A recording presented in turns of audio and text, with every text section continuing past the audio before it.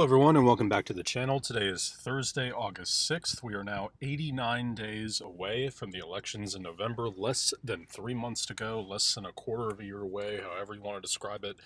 We are only now 11 days until the Democratic convention. We are still waiting, remarkably, on a vice presidential selection from Joe Biden. We can expect that pretty much any day now. So today is going to be our next Senate map prediction. Obviously, a lot of very compelling races across the country. The majority of the U.S. Senate is up this election cycle, so there's going to be no shortage of intrigue. And obviously, as we always do, we're going to spend more time on the true swing states and the states that have a potential to flip from one party to the other. So let's get right into it with the state of Alaska. As we've talked about a few times now on this channel, what we've seen is the Democratic Party has not really been able to quite get themselves in position to flip this Senate seat, whereas they seemingly are outperforming on the presidential level, which is so unusual for the state of Alaska. The Democratic Party typically is able to do better on the state level compared to the presidential level. Only this time, Donald Trump is in a worse polling position than the incumbent Senator Dan Sullivan is, and that apparent gaffe that Dan Sullivan made after he posted a picture of himself he posted a picture of himself with Elijah Cummings after trying to make a tribute video or tribute post to John Lewis. That doesn't appear to have hurt him in any way, shape, or form. Obviously, the Lincoln Project, which is an incredibly influential body, is taking some ads out involving that race, but as of now, I'm going to label this likely Republican. But don't forget about this race, because this could be one that on election night, the ball could just sort of bounce the Democratic Party's way. And so it's worth keeping a little bit of an eye on and a potential flip for the Democratic Party. In the state of Oregon, this is going to be a safe Democratic retention. Jeff Merkley's not going to have any problem. Nothing to discuss in Idaho, and while we're at it, we'll characterize Wyoming also as a safe Republican state. Remember, the Democrats need to flip a net of 3 seats to win, to get to their 50th seat. In all likelihood, they will have to flip a minimum of 4, seeing as it's very likely that Doug Jones will lose to Tommy Tuberville in Alabama. And of course, the vice presidential vote that we'll get to in a little while later is also going to be the tiebreaker should it become a 50-50 proposition. Now, obviously the Democrats, they need probably 4. Their first real opportunity, as we've talked about many times on this channel, is going to come from Arizona. Mark Kelly, the former astronaut, the veteran, husband of Gabrielle Giffords, very good candidate for the Democratic Party. He is challenging Martha McSally, who of course was defeated back in 2018 by Kyrsten Sinema in what was a tremendously important victory on the Senate level for the Democrats, because they were in a pretty bad position in the Senate prior to them winning that race. Remember, the race that Kyrsten Sinema won was not decided for a few days after the election. And so at that point, it was looking like the Democrats were sitting at just 46 seats. And before that, it was even 45. Before Jackie Rosen was able to flip a seat in Nevada and pick up a Senate seat for the Democrats. So here they are. The Democratic Party has pointed to Arizona now for a couple years as a major realignment state for them, a state that, has double-digit electoral votes and has a Senate seat that the Democrats could use to pick up and offset a potential loss in Alabama. Right now, another poll just released today had Mark Kelly leading Martha McSally by 10 points. That consistently all the polling consistently shows Mark Kelly considerably ahead of McSally, who's very unpopular.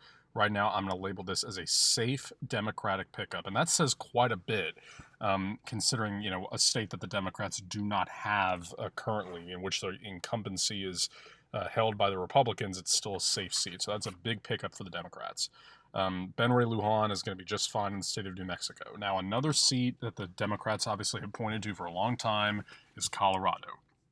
A lot of Democrats have kind of taken this one for granted, seeing as Colorado has pretty much become a blue state. I mean, any state that voted for Hillary Clinton, who, as we know, was a deeply disliked politician, sort of thought of by both sides, really, as a career politician. Any state that she won on the presidential level is going to be pretty kind to Joe Biden, and it's also going to be pretty kind to Democrats on the state level here. The Democrats were able to retain the governorship here. John Hickenlooper relinquished that office to Jared Polis and then decided to briefly run for president before shifting gears and throwing his hat in the Senate ring, and was easily the top recruit for the Democrats to challenge Cory Gardner.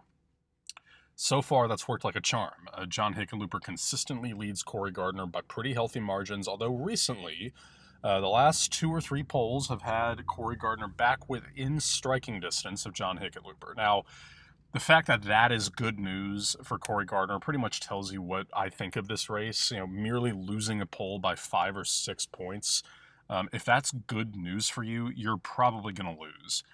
So I'm not going to label it safe just because we may be we may be seeing a little bit of a trend back rightward in favor of Cory Gardner, but that does not mean that John Hickenlooper is not going to win this race, and that's a crucial flip. They've already flipped these two here in Arizona and Colorado. Now in the state of Montana, obviously this is a big one for both parties because the Democratic Party doesn't necessarily have to get this seat in terms of finding a path towards the majority and towards number 50.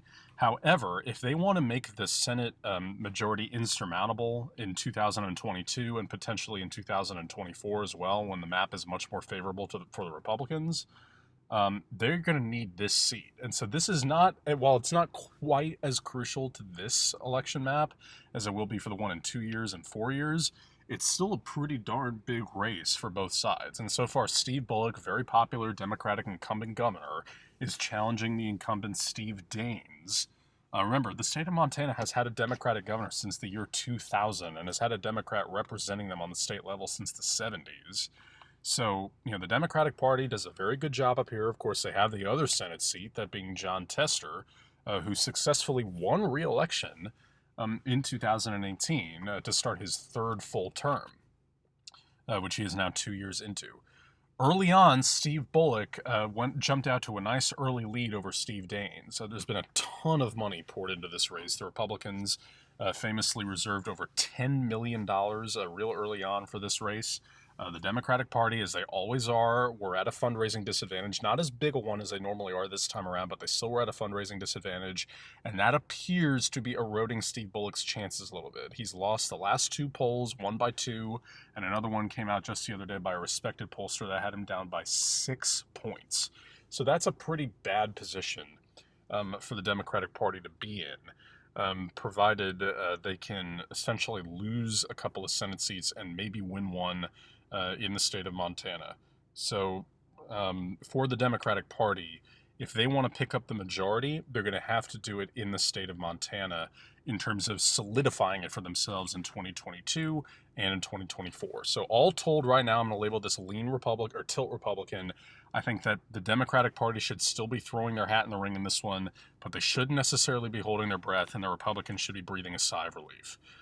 Mike Rounds is going to be fine in the state of South Dakota. Ben Sasse will be fine in Nebraska. The Republicans appeared to dodge a bullet here in that Chris Kobach lost the Republican primary to Roger Marshall. However, Roger Marshall is not exactly defeating Barbara Bollier any more soundly than Chris Kobach was appearing to. Barbara Bollier in the polling appears to be neck and neck with Roger Marshall, although, to be honest, I think he will eventually pull away from Barbara Bollier. I think there's just some enthusiasm on the Democratic Party side. There are probably some Republicans who are disenchanted with Donald Trump and who have followed Barbara Bollier over to the left, as she, of course, was a former Republican. So I'm going to label this likely Republican, even though it might end up being a lean margin. Oklahoma, Jim Inhofe is not going to have any problem.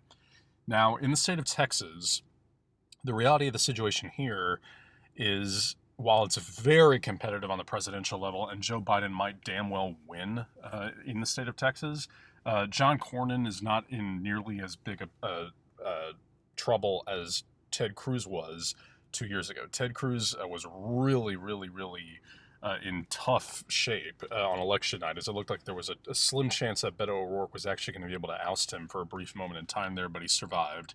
MJ Hager is a good candidate. She's a veteran, but she lost her House race in 2018. The Democrats weren't really able to field as promising a candidate this time around. Watch it in 2022 when Greg Abbott is up for governor. There are a number of Democrats that could potentially challenge him for that seat. Julian Castro, Colin Allred, maybe Beto gives it another shot. But right now, it appears as though John Cornyn's going to be just fine. I'm going to label that likely. Minnesota, Tina Smith really does not have anything to worry about. There was a brief moment in time, after the election in 2016, in which Donald Trump was able to get within 1.5 points of Hillary Clinton. Looked like he had a shot here, but 3 statewide races in the 2018 midterms between Tim Walz, Tina Smith, and Amy Klobuchar all went to the Democrats, and all by pretty convincing margins. And this time, I don't expect Tina Smith to have any problem either. Now, in the state of Iowa, this is one of the more fascinating races and a crucial one for both parties. Joni Ernst has been a disappointment for the Republican Party. I'm not making a political statement there. I'm just saying for the Republican Party's cause, she was obviously a rising star within the party after her famous "We'll Make Them Squeal" ad before she was elected to the Senate. Since then, her sort of rising star status has dissipated considerably. And meanwhile, this is a state that, of course, went to Barack Obama both times in 2008 and 2012, showing just how elastic the state is. Donald Trump carried it by almost 10 points. In 2016. It wasn't even close, but the Democrats then came back and had some success in the House of Representatives from the state. There are only 4 House districts in this state. The Democrats control 3 of them. It's possible that they could lose one of them, and they're probably not going to get this one up here. Very conservative district. But right now, Teresa Greenfield, remember, was down in a poll just the other day to Joni Ernst by 1 point. But 2 new polls came out today, Thursday again, August 6th, that has Greenfield up, one of them by 2 and one of them by 4. So right now I have this as a tilt Democrat, and that is crucial to the Democratic Party's hopes. And there's that 3rd seat. So they had to hit that minimum of 3 because they're at 47 right now, but as we know, they're pretty much at 46. Arkansas, the Democratic Party has not even fielded a candidate, and in Louisiana, they only fielded one about 2 weeks ago. Dick Durbin is going to be just fine in the state of Illinois. So let's jump down here to Mississippi. Now, Mike Espy is giving it another shot against Cindy Hyde-Smith. For the Democrats, this probably was the best they could do this time around. Mike Espy did a decent job in that special election against Cindy Hyde-Smith, in which he came relatively close, but no cigar.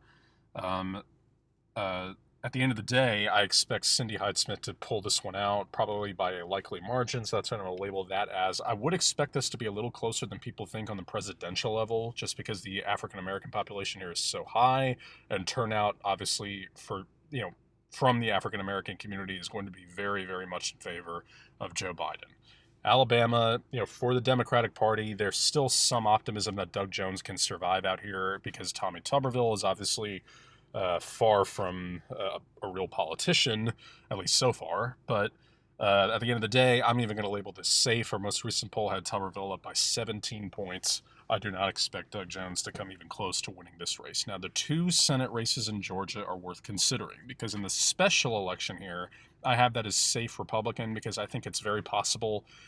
Not only do I expect Doug Collins to win this seat, but I think it's very possible because this is the jungle system here that both candidates that advance to the runoff in January will be Republicans. It's very possible that it's going to be Doug Collins and Kelly Loeffler, and that the Democrats won't even get that candidate on their side. But whereas in the regular election, Jon Ossoff, who of course was at the scene of the most expensive House race in United States history, early on in Donald Trump's term, it was kind of seen as the first opportunity for the Democrats to make a little bit of a push back in their favor, having not been in the majority in the House. They didn't have the majority of governors, which they still don't, and they had already lost ground in the Senate compared to where they were back in 2014. So they were in a pretty bad position. They were in the worst position that the party had been in almost 100 years, and they still lost this race, even though Jon Ossoff is known to be a fundraising wizard.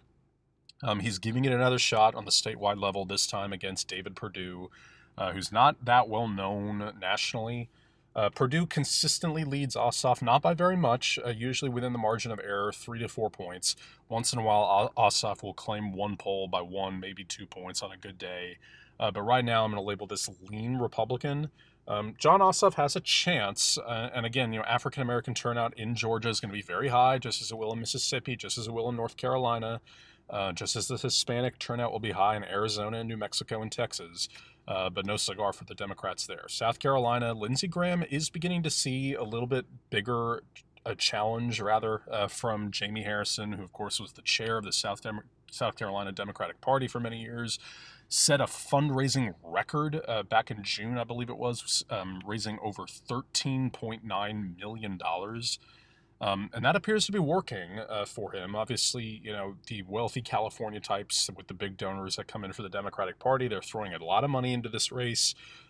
Graham consistently leads him, although the last 5 polls have shown Jamie Harrison tightening up this race little by little, and the most recent one had Graham and Harrison tied at 44%. So while it's not time to hit the panic button if you're Lindsey Graham, it is worth mentioning, Jamie Harrison, kind of similar to Beto O'Rourke, this young progressive upstart candidate, even though Beto O'Rourke was not nearly as progressive as advertised.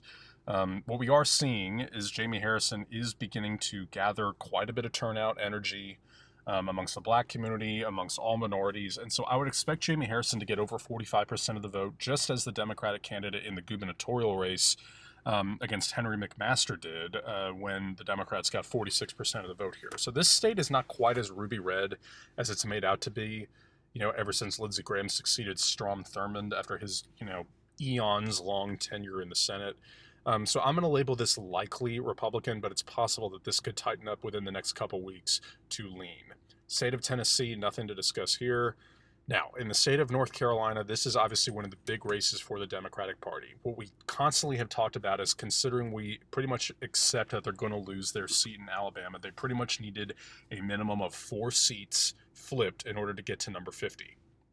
And those 4 generally were coming from Arizona, Colorado, North Carolina, and Maine, as they were targeting Martha McSally, Cory Gardner, Thom Tillis, and Susan Collins, while also having chances to win to kind of expand their majority and make it a much tougher task to be flipped back by the Republicans because of the states of Iowa and Montana, and then maybe just outside shots in Kentucky and South Carolina and Texas. However, and maybe Kansas, provided Chris Kobach was able to win. However, North Carolina has now kind of joined Colorado and Arizona as the most likely states to flip from red to blue.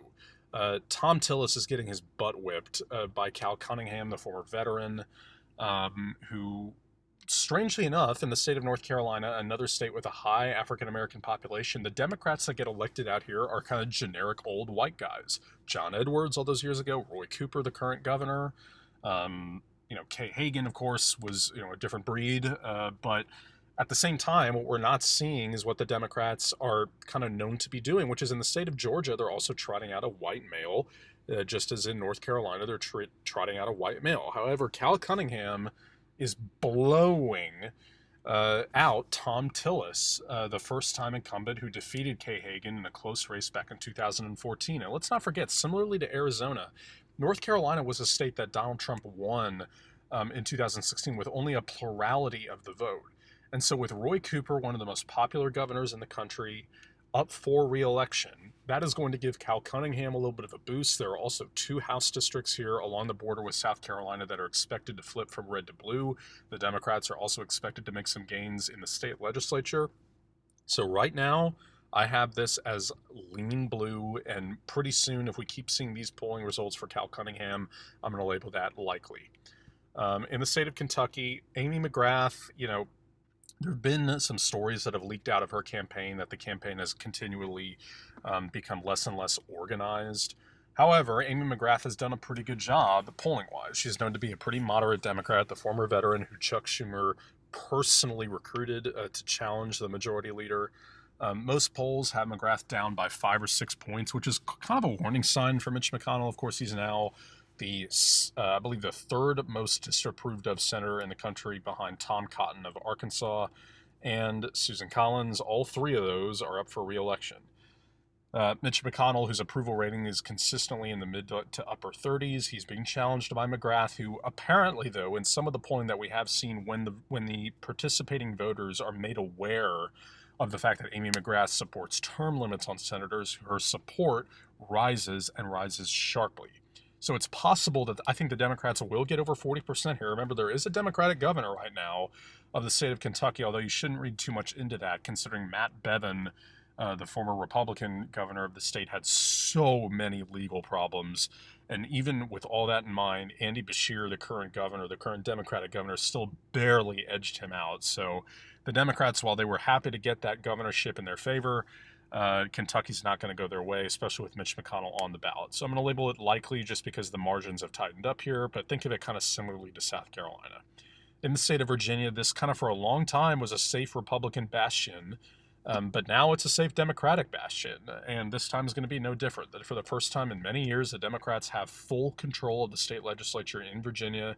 Mark Warner is a very well approved of and well-known nationally senator who's being challenged, I believe, but the Republican's name is Daniel Gade, I believe, who's challenging him. Mark Warner is going to be just fine. Nothing to discuss there. Shelley Moore Capito is also going to be just fine in the state of West Virginia. So the Republicans are already at 49 seats in this model, whereas the Democrats have flipped in Arizona, Colorado, and North Carolina, and Iowa, while missing out in Montana. In the state of Delaware, there's nothing to really discuss there. Cory Booker is going to be just fine in New Jersey. There was a brief moment in time in which the Republican Party thought they were going to make some stuff happen in New Jersey after Chris Christie won his election, and of course Bob Menendez, who had his own legal problems, even though those appears to have been resolved, pretty easily won re-election back in 2018. While we're at it, I'm going to currently label the vice presidential bonus vote, the tie-breaking vote, in favor of the Democrats, because Joe Biden, even though we don't know who the VP pick is just yet, is thoroughly defeating Donald Trump in the polls. In the state of Michigan. Now, John James is giving this another try. He gave a pretty good race to Debbie Stabenow, who, between her and Gary Peters, is the more well-known nationally Democratic senator. And John James got over 45% of the vote in that race. He's giving it another shot, kind of similarly to Mike Espy, only this time he's trying it against Gary Peters, the other senator, and so far Gary Peters is having no problem defeating John James and further hurting John James's chances. Any potential bump that he was going to get at the Republican National Convention is gone because he was expected to speak there. Furthermore, the Republican Party on the presidential level, they have actually yanked their ads off the air.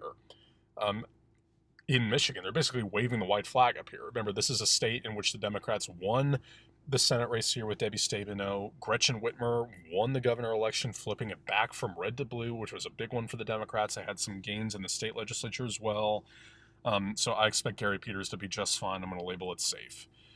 In Rhode Island, Jack Reed has nothing to worry about. Now, in Massachusetts, this is interesting because even though the Republicans don't have a chance here, Ed Markey, the longtime Democratic senator, who for all intents and purposes is a very reliable Democratic vote, he's kind of thought of as a moderate.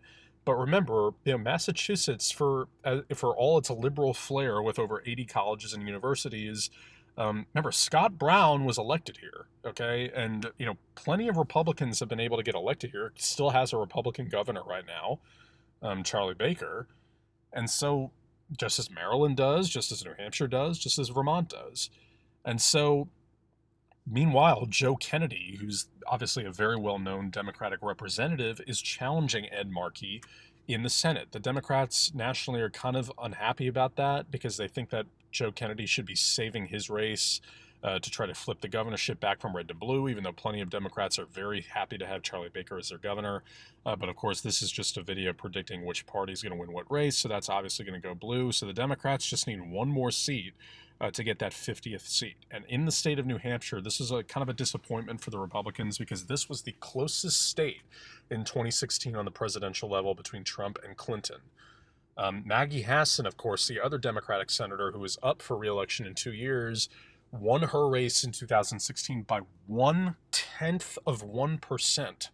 Okay, and so if the Republican Party in 2 years challenges her with Chris Sununu, the current governor of New Hampshire, who's an absurdly popular governor, regularly wins polls by 40 points, I would expect Chris Sununu to win that race. So that's why this is so important for the Democrats to pick up some of these other races like they've done in Iowa in this model, to make it insurmountable for the Republicans, because that's probably going to be their only pickup opportunity. But right now, Jeanne Shaheen is being challenged by Kelly Ayotte, who's just not popular enough a Republican in what is still barely, but still is a blue state. New Hampshire stays blue. Now, in the state of Maine, this is obviously kind of the tipping point here, as the Democrats have hit 50. But Susan Collins, who went from being the most popular senator in the country, is now the most unpopular senator in the or second most after Tom Cotton recently usurped her. Susan Collins would regularly get endorsements from Democrats, including Angus King, the independent senator who caucuses with the Democrats in the state of Maine. Since then, her popularity after the Kavanaugh confirmation vote, after frequently siding with Donald Trump on many issues, is why Sarah Gideon, the female Democratic Speaker of the House in the state of Maine, is defeating her right now. Now, she's not defeating her by as good a margin as the Democrats expected, because they had been pouring so much into this race for over 2 years. But so far, Sarah Gideon is winning, and I'm going to label it lean Democrat. And so that's where I have this map right now at 51 seats for the Democrats, a net gain of 4, but flipping 5 seats in Arizona, Colorado, Iowa, North Carolina, and Maine, while losing in Alabama and coming up short in Georgia, Texas, and Kansas, and to a lesser extent in Kentucky and South Carolina and Montana. Now, keep in mind that in 2 years' time, the map is also pretty favorable for the Democrats. Marco Rubio is up in the state of Florida. Perhaps Val Demings would give him a challenge. Also in North Carolina, another state, another Senate race is up there. Richard Burr, who's being charged with insider trading right now. He could potentially be challenged by Roy Cooper. I think the Democrats would actually win that race, whereas I think Rubio would probably survive down here in Florida. In Wisconsin, Ron Johnson, who's pretty unpopular right now. Who knows if Russ Feingold would give him another crack. Charles Grassley, who's almost 90 years old, he could leave this seat open potentially for the Democratic Party. Rob Portman in Ohio, and then a big opportunity for the Democrats in Pennsylvania, where Patrick Toomey is up for re-election. Remember, the Democrats are still very upset with him after that failed gun control legislation bill that he and Joe Manchin championed, the Democrat from West Virginia, all those years later. So that is where the map currently stands. Again, 5 flips for the Democrats, a net gain of 4, and that leaves the Democrats at 51 seats to the Republicans' 49, giving the Democrats the majority in the United States Senate. So thank you guys so much for watching this video. Please comment down in the suggestions below and hit the subscribe button if you have not already. If you have a specific question about a specific race or about something in your state, I will be happy to make a video breaking it down and trying to answer those questions for you. So thank you guys again so much for watching, and I'll see you in November.